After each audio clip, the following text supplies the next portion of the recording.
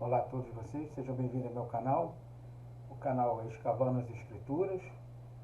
Hoje nós vamos falar sobre o método maçorético Kyrie e Ktiv, tá? Por que há muita diferença entre as leituras do Antigo Testamento, entre um rolo e um outro rolo? Então vamos hoje entender um pouco sobre o método Kyrie e Ktiv. A palavra Kyrie quer dizer o que é falado e Ktiv quer dizer o que é escrito. Então, muitas das vezes você fala uma determinada palavra e se escreve de outra. Ou muitas das vezes você escreve uma palavra, mas se fala de uma outra maneira diferente. E isso trouxe muito problema para o texto hebraico na sua transição, tá? E na sua elaboração também do texto. Então, sem mais delongas, vamos ao que interessa, ok? O método maçorético Kyrie e Ktiv.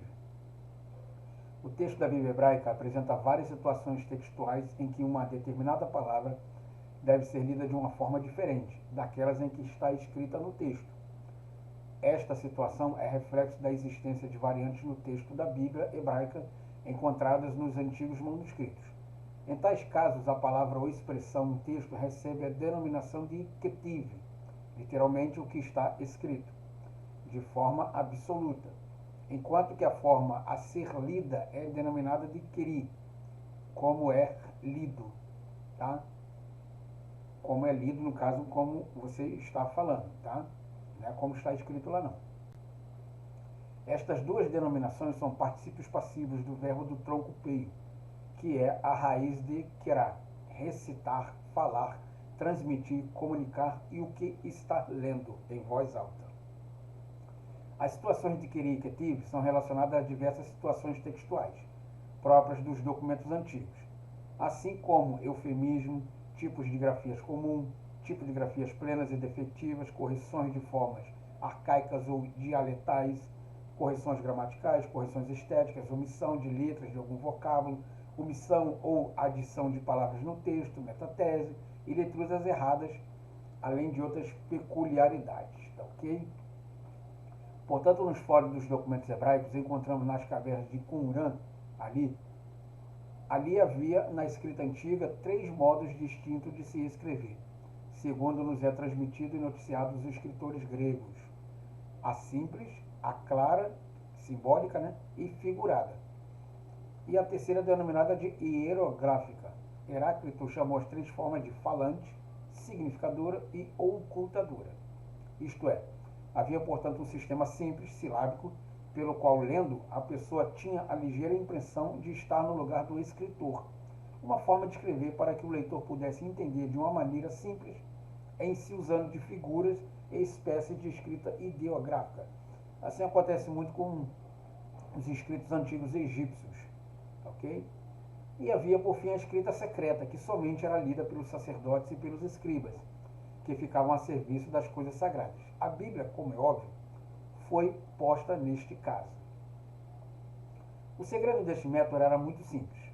Consistia de um código pelo qual cada consoante tinha o seu valor natural e mais um som particular que era usado para fazer com que a palavra não fosse decifrada. Quando os 70 fizeram a versão da Bíblia no grego, parte do segredo deles ainda dominava e em parte pareciam que haviam perdido. Essa versão dos 70 aqui é chamada de Septuaginta, tá? Mas as coisas mais importantes ele ainda tinham vivas na mente. Em virtude disso, as palavras comuns eles verteram para o grego, mas não podendo fazer no caso dos nomes próprios, puseram esses nomes em caracteres gregos, de modo como o aconselhava a escrita secreta. Séculos depois, os judeus rabinos, hebraístas, fariseus, consideraram falho o trabalho dos 70 tradutores, tá? Por isso Septuaginta, porque atacaram a tradução como sendo uma falsa obra. Eles se haviam esquecido de que a própria leitura do texto tradicional só se tornaria possível com a tradução dos 70, pois nunca mais os judeus haviam pronunciado o escrito texto hebraico. Então, na verdade, os judeus não haviam mais pronunciado o texto hebraico, porque eles estavam no cativeiro babilônico, falava-se uma outra língua. Então, os 70 fizeram o quê? Eles resgataram esse texto hebraico, traduzindo então para o grego. se baseando então dos códices antigos hebraicos. Só que agora vamos ter uma grande problemática nessa questão das palavras aí. Está claro que aqueles homens, os 70 sábios, a fina flor da cultura judaica da época, conheciam muito bem o som de cada letra do alfabeto hebraico. Não se poderia conceber, por exemplo, que um homem que desconheça até o alfabeto russo seja capaz de fazer um tratado que originalmente tenha sido escrito nesse mesmo idioma. Ou seja, não é possível que uma pessoa de naturalidade russa não consiga fazer um livro ou escrever um livro no qual não seja do próprio idioma russo. Se tratasse também da obra particular de um homem, poderia-se admitir qualquer engano, mas não poderíamos admitir que aqueles 70 homens errassem em conjunto. Ou seja, você admitir que uma pessoa, um escritor, erre em um determinado texto, tranquilo, tudo bem. Agora, 70 homens reunidos numa mesma sala e todos os 70 cometeram os mesmos erros, então aí fica um pouco mais complicado. Então vamos ver o que eles erraram nesses textos aí, como foi feito essas cópias. Ora, se no caso dos nomes próprios eles deram outros valores consonantais hebraicos, é porque de fato essas consoantes tinham sons suplementares, que o vulgo, inclusive os pretextos sábios, assim constituídos pelos rabinos, desconheciam. Para fazer-se uma concessão, tais sábios poderíamos admitir que ele mesmo um cochilo ou uma falta de revisão seria admitida. Ocorre, porém, que os supostos tais erros dos 70 sábios seguem uma regra especial e invariável. Por exemplo, o M tinha sempre seu som natural, e quando invertido, ou seja, flexionado, soava-se como a consoante B. Quando adaptado à dicção grega, o sistema funcionava do seguinte modo. Digamos que tenhamos escrito a palavra ben. Ben, em hebraico, quer dizer filho, que se lia hijo, castelhano, e que hoje, no entanto, queremos modificar a vogal sem causar qualquer alteração do som desta palavra. Nesse caso, podemos mudar a vogal para um grupo negativo, alternando concomitantemente o matres lectiones, que é a auxiliadora da leitura, que passará assim para o grupo oposto, e escrevemos ben. Se não fizermos a mudança da matres lectiones, e se escrevermos simplesmente ben, teria feito soar a primeira sílaba. E leremos então a palavra ber, com o CH palatinal entre o X e o R. O matres lectiones regula a vida e o som e uma consoante, e pode, no entanto, ativá-la ou eclipsá-la. Ok? Essas matres lectiones, elas nos auxiliam no texto, como a palavra ó, você pode falar ó, você pode falar o. A palavra é, você pode falar é, você pode falar e. Então, essas matres lectiones regulam a vida e o som de cada consoante, assim quando ela é adicionada junto a uma vogal. Okay?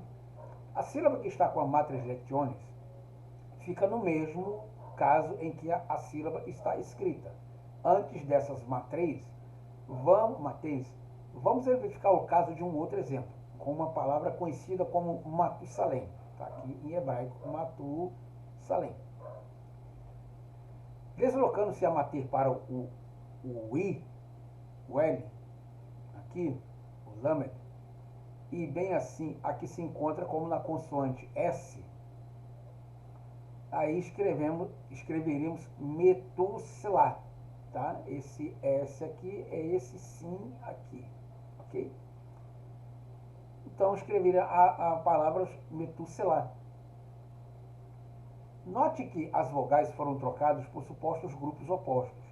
Quando se desloca o amater para a primeira sílaba, geralmente precisamos invertê-la, ou seja, precisamos mudar ela do modo longo para o breve, ou do breve para o longo, dependendo se é uma sílaba aberta ou uma sílaba fechada, dependendo se é uma sílaba aberta átona, se é uma sílaba aberta tônica, se é uma sílaba aberta tônica ou uma sílaba aberta átona. Deslocamos a mater da seguinte palavra, bacar, que significa peculiária, tá? Para a primeira sílaba, sem provocarmos a alteração do som. Se não fizermos a inversão do som, teríamos bicar. Aqui, deixa eu aumentar um pouquinho para você conseguir ler. Bicar, teremos então de substituir as vogais para outros grupos opostos. Baquer.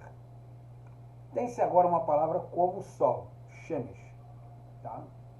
Substantivo segolado aqui porque tem dois segol, sendo que o primeiro ele é mais agudo.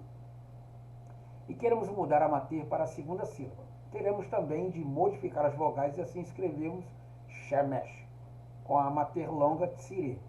Essa palavra assim, no entanto, passará a ser soada como bedk, que é sol, e que é a raiz do grego phos, que quer dizer luz, e tem a sua principal raiz como o russo switz, luz, que também é a forma do inglês light.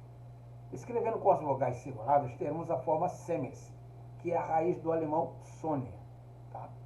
São considerados, portanto, no caso positivo, com uma pronúncia regular. As sílabas que consideramos como se estivesse no meio de uma mater, que pertence a um grupo positivo, da mesma natureza seriam essas sílabas que estariam antes de uma mater. A última sílaba é sempre considerada invertida, isto é, de natureza oposta àquela que aparentemente teria. Só ela não inverte-se na sua frente estiver uma consoante tal ou tal. Por essa razão, se a última sílaba for, por exemplo, escrita da, poderia ser mudada para det. Também ficará invertida se toda a sílaba estiver imediatamente atrás de outra sílaba que se tem como mater uma semivogal chevá, que também obedece a essa regra. Portanto, o método massorético consistia em dar verdadeiras naturezas de uma sílaba, em se deixar claro que se era positiva ou negativa, com as pronúncias sujeitas ao código secreto do que era adotado. Tá? Então você vê que haveria muita mudança se uma sílaba era aberta, se era fechada, se era tônica, se era átona. E nessa mudança, dessa transição aí de longa para breve, então nós teríamos essa diferença de dialetos na hora de se falar. Esta é a verdade sobre o assunto. Todavia, na falta de uma melhor explicação, os hebraístas criaram assim uma regra gramatical completamente diferente das bases tradicionais da cultura judaica. E o idioma hebraico assumiu uma feição que hoje ostenta divorciada e completamente diferente de outros idiomas. Fenômeno único, pois até mesmo o japonês, o chinês, o russo, os dialetos indígenas, idiomas esses que com certeza tudo está ligado por um único laço, ou seja, ligado por uma única raiz. Tá? Se estudarmos a raiz de cada palavra japonesa, veremos que cada dialeto saiu de um mesmo berço, ao qual saíram os outros idiomas. E quanto às mudanças dos nomes próprios, o que foi alterado? Nós falamos muito de palavras normais, sílabas comuns, mas e os nomes próprios? Será que André nos Estados Unidos continua sendo André? André na Rússia será André também? André na China será considerado como André? Vamos ver então se há alguma mudança nisso. O nome Amram, por exemplo, soava como Ambram, e isso era invariável, ocorrendo em todos os nomes que aparecessem o M no mesmo caso. O som L, por sua vez, poderia ser também N, dependendo do acento regente. Por isso, uma palavra que, por exemplo, traduzimos como sulamita, os sábios judeus diziam sunamita, vem de sunem. Atendendo-se a essas regras, uma palavra como alma, que por sua vez traduz-se por virgem, dizia-se nubes, que é noiva, nubis, noiva, com o mesmo significado do termo latino. A letra N tinha o mesmo som comum e mais um som adicional como CH. Não poderia mostrar o som dessa consoante por causa de falta de recursos do idioma português. Era um som dado à abóbada da palatina, saindo quase um chiado, tá? Que tanto se poderia ser traduzido como CH, de chácara, como também um som de R ou de L. Daí a palavra que é traduzida como sim, nome de um deserto que há no sul de Israel, era Sur, raiz de Suez, e da palavra sul, Suez, sul em português, e Sud em outras línguas, visto que era o canal de Suez ao lado sul da Terra Santa. O B também tinha outro som auxiliar, parecido com o som adicional de N. Soava também como CH. Porém, era uma forma com a palatinal e gutural, que por sua vez poderia ser traduzida como CH ou como R, tá? Esse CH aqui é alemão, ele é pronunciado como R ou como R do nosso português, tá? A palavra Abib, nome de um mês de Israel, que Israel deixou o Egito, dizia-se Ebir, que é a raiz da palavra espiga, ou de Pisces, ou de ver, que se diz de primavera. Portanto, para eles, cada letra tinha dois sons no início de uma palavra. Entretanto, a letra, como foi demonstrada por ele, se tornar afônica, ok? Então você vê que há muita mudança de estilo, de mudanças de palavras, de mudanças de fonética, de mudanças de como você ouve. Então, como você escreve é como você ouve, e você ouve é como você escreve. Ok? Vamos verificar então a palavra Shabá. Shabá quer dizer sete, ou sabá. Soava diferentemente da pronúncia judaica. Tá? A consoante a in soava como CH gutural ou N. Na forma em que se acha a consoante sim, não havia para ela um som característico, e então se dizia a pronúncia Eber ou Eben, raízes do mesmo termo grego e do alemão, respectivamente. Tá? Se substituíssemos a letra AIN por um tal ou tado, para ficar sábado, então se diria bar, raiz do alemão osh, ou bar da raiz feriado. Na palavra Shabbat, aqui, deixa eu aumentar aqui para ficar melhor para você visualizar, ainda poderia se considerar o B como um som invertido. Então teríamos a pronúncia Shen ou Ren, que é a raiz de semana, e da mesma forma russa para os números 7. Então, na verdade, eu tenho um estudo aí também falando sobre o descanso, né, que é no sábado. São 3 vídeos que você pode ver aqui no canal, que na verdade o Shabat não é o sábado. Tá? Essa palavra Shabat ela foi traduzida para o grego como sabaton e depois traduzido do grego para o português sabaton como sábado. Tá? Então, na verdade, a palavra sábado quer dizer descanso e ela nunca diz que é um dia da semana. Que você pode ver aí no meu canal em relação a essa questão do Shabat aí, ou o sábado também. Ok? E é o que está exatamente acontecendo aqui. Certas palavras são ditas de uma forma e são escritas de outra. E certas palavras são escritas de uma forma e são faladas de outra totalmente diferente. Então a primeira letra só poderia ser pronunciada se fosse declinada a palavra e se fosse posta como um particípio. Desculpa. Estou bebendo a garganta. Vamos voltar. A primeira letra só poderia ser pronunciada se fosse declinada a palavra e se fosse posta como um particípio, de tal maneira que o sistema de declinação alemão parece ser uma decorrência natural da gramática hebraica arcaica. Ok?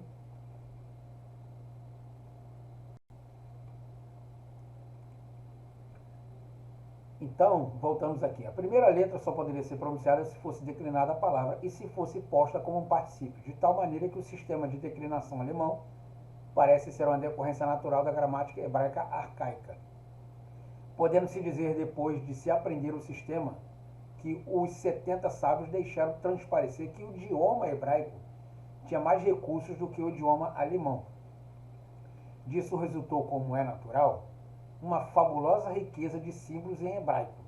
Na palavra ben, filho, podia-se dizer hijo, que corresponde ao rijo castelhano e que foi a forma raiz de hoios do grego.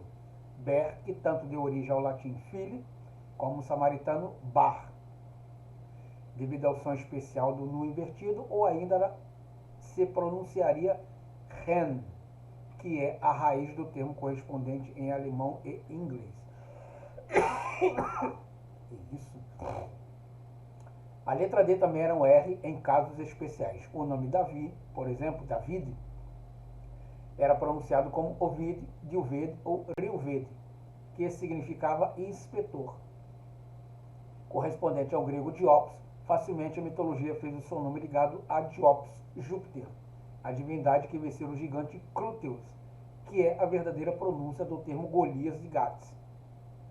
A palavra Dodanim, por exemplo, os 70 sábios verteram como Rodanim, que é o correspondente de Dardanelos. Meu intento, mostrando essas diferenças de nuances que os sábios judeus empregavam para ler a Bíblia, é certificar para o leitor que essa questão não é uma invenção do autor deste trabalho. Apenas estou redescobrindo o que foi sepultado nas cinzas de um pretérito milenar, para ver se Israel, como a fênix divina, se levante de suas ruínas e de seu sono profundo e retorne às rédeas da dominação atual.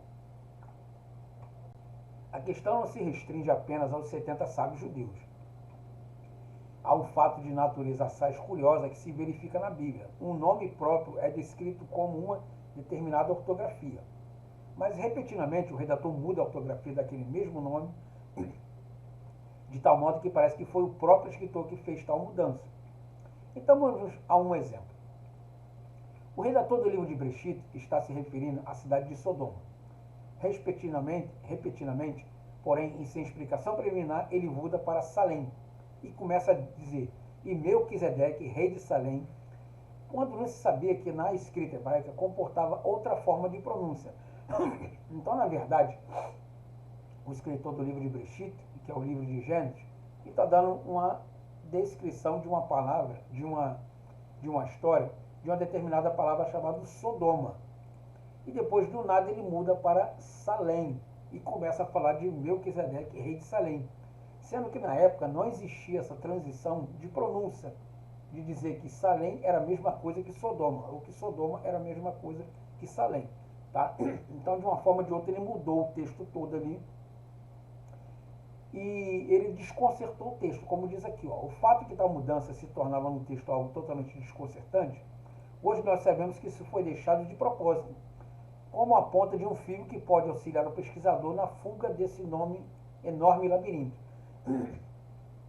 Ocorre, no entanto, que a pronúncia correta da palavra Sodoma era Shalem, raiz da palavra Atlântida, a cidade em que foi totalmente assim submergida. Sodoma, no entanto, era Atlântida e Gomorra é o mesmo que Lemúria, sendo que na antiguidade, no entanto, não se pronunciava a primeira sílaba. Usando-se assim esse processo de leitura, compreende-se que Sodoma, que está assim descrito nas narrativas do livro do profeta Isaías, Deus chamou Jerusalém de Sodoma e Samaria de Gomorra. Shalem e Sodoma era a terminação da própria palavra Jerusalém, e Lemúria era o mesmo que Samaria.